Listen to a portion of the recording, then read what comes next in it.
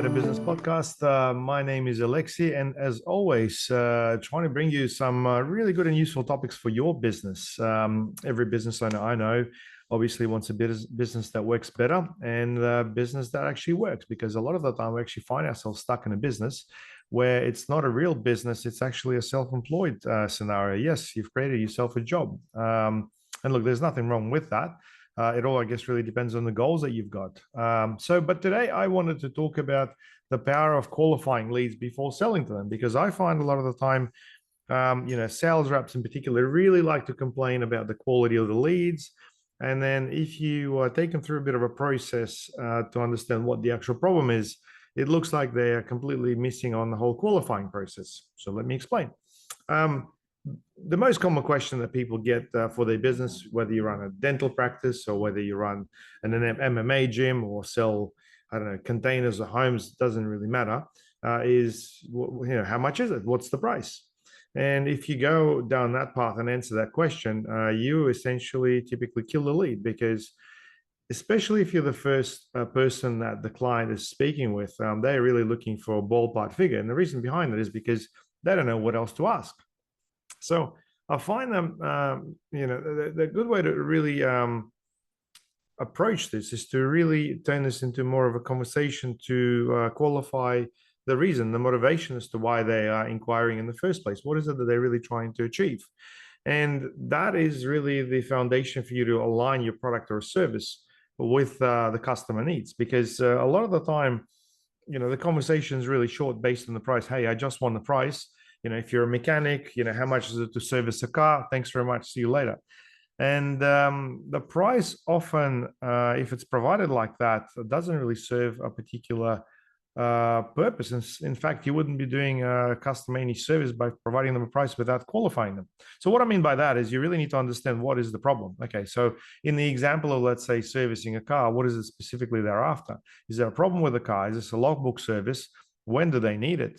Is there some sort of a scenario that needs to be taken into assumption? Like, are they looking for a mobile mechanic, or they're looking to be picked up, dropped off, or looking for a loan car afterwards? And all this will really, align with what you're offering, and in fact, help you understand some potential opportunities within your business in order to increase the value that you're offering to the customer as well. So yes, the best way to approach the qualifying process is to ask questions. Now, you can ask questions during the call, obviously, if you're on the call, or you could actually get the customer to input some things into the inquiry form on the website. And this allows you to qualify for extra information. One thing we've done really well was for a builder, where we've added a couple of extra fields where they were qualifying for things like, time. How soon are you wanting to get this job done? And people would basically put in, hey, as soon as possible, or they'd put something like, I'm just getting quotes 3 to 5 months. And then based on that, you can really prioritize, people who are inquiring about things rather soon, if you're able to service that. And that really helps you sort things out. Now, on the phone, I find that, just asking the question, what's the motivation behind this particular project, will actually uncover a lot of interesting points and really help you understand the customer. For example, with a lot of builders, we find that, when builders do renovations, customers ask about, let's say, a house extension and whatnot. And if you ask about, why they're wanting to extend the house, they say, oh, look, we're actually expecting family, or, there's something that's happening that's really going to change the dynamics of the game. So straight away, there is a timeline for you to be able to package your service specifically around those needs. Now, swimming pool, same sort of story as well. A lot of the time people get swimming pools purely because, they got kids, and it's really something for leisure. And based around that, you can really connect with the customer as well. And I think this is one of the parts that's really missing as well. Some people who are really natural at sales, they are just natural at speaking to the customer, maintaining a casual conversation. And throughout that conversation, they're able to obtain all this necessary information in order to align the service or a product with the customer needs and basically make sales based on that. Now, this is all too hard for you. Last year, within one of my episodes, I have covered this, but I have got a bit of a recipe for this. I call it the Aqua Principle. Now, we've developed this specifically to help businesses align their sales processes with their marketing, because we found that, if you get a marketing agency to do some of your advertising, oftentimes you get the leads, but the leads are not very well connected to your sales process. So we've decided to reverse that. And the whole thing is really all about 4 areas that the customers really want. The first one being availability. Now, availability is really more about, well, how soon do you need this service? Are you wanting to get something done right now, or are you wanting to potentially do it at a later stage?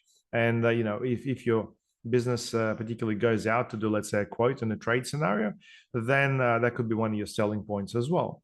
Convenience, what is it that you offer a customer in terms of convenience? Like on-site quote for anything to do with development of building is great. For dentists, it's things like free parking if you're in a very busy area.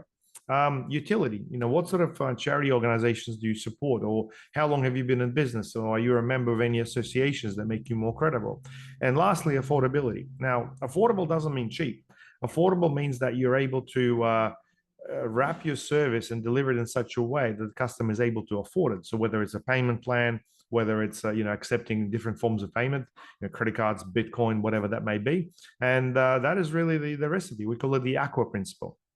Now, why I like to give this to people who are really struggling with this whole qualifying process is that, if someone calls, let's say, a dental practice, for example, and the first question is like, how much do you charge for X?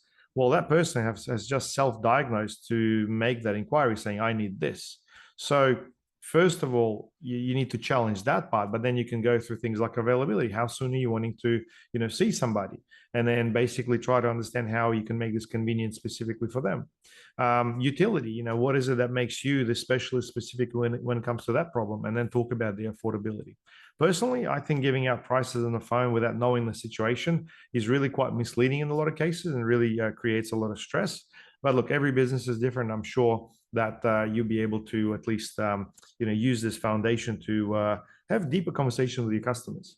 Now, the biggest mistake I'm seeing is that customers are not really asking questions, and you're not asking them questions. So if it's just going to be a very blunt conversation about something, that's really the area for improvement. So tell your sales staff to start asking questions.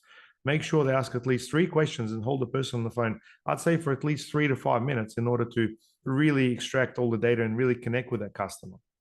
And I guess another really common one is failing to listen. A lot of salespeople really don't have the patience to listen to the customer and understand their problem, or potentially just really start pushing for the close. So if you're able to ask those questions, time the whole conversation, and really connect with the customer, I think that's the winning recipe. Now, if you're using a CRM, you obviously can take it to another level altogether by obviously connecting your forms and having all this additional data. And what I found some businesses do, especially when it comes to selling high ticket items, is they use one person to qualify a lead and set that appointment. And then when the specialist gets to have a conversation, a lot of the things are pre-qualified for them, and they actually have a much better conversation right at the end. Now, the easiest way to track all this from the perspective of performance, I'd say, is probably call duration. If you see your call duration is too short, either you're getting wrong leads, or either the conversations that are happening are potentially being a bit rushed, or questions are not being asked either. So if you're looking for ideas for a CRM, there's obviously quite a few. We use high level ourselves, but if you're looking for a cheaper entry point and just want to get your processes right, I'd probably recommend a system like Capsule. I'll put the names of these in the description. But look, anyway, today's topic was really more about touching on the whole qualifying side of things, because at the end of the day, once you engage with a particular audience, you need to qualify them through a process and then actually convert them. That's a 3-step process that really helps connecting, those suspects into those prospects and into customers later down the track as well. Now, I hope you like what you're hearing and able to apply that as well. If you are looking to change something, give this a crack and let us know how you go afterwards. If you got any challenges, share them in the comments, and love to get some feedback. Now, as always, make sure you share this with anyone who may benefit from our podcast. Don't forget to subscribe. My name is Alexei. This is Better Business Podcast. I'll chat to you soon.